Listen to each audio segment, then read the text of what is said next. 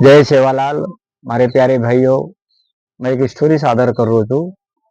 मायर ना तो तुटो आणि बाहेर ना तो जुडो।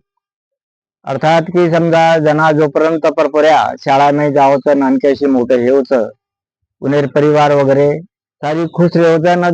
जर एकदार परपर्या उन्हें समजा शिकात आणि नोकरीन लगे उन्हें वाया करा देवचं। वाया करा रे बाजार जो को मायर ना तो टूट जावचं आणि बाहेर ना तो जुड जावचं। काही जर हे गो तर माँ बाप दुर्लक्ष करायचं, घरे परिवार दुर्लक्ष करायचं आणि बाहेर नाते में साळो हो साळी हो ये उन्हें जास्त लक्ष देता नहीं और उन्हें रे सेवार माई हजर हे जावचं। और करता कि कि बा वगैरह माई कि रामचंद्र कहे गए सिया से ऐसा कलयुग आएगा आएगा, बेन भाणजी अंगन खड़े साले को निवत जिमाएगा। जर बाप जर दुखत तो मुकत मरे लागो आणि साळे आणि साळीन जर समजा थोडे बीमार हो तो वटादाने दवाखाने ले जाओ।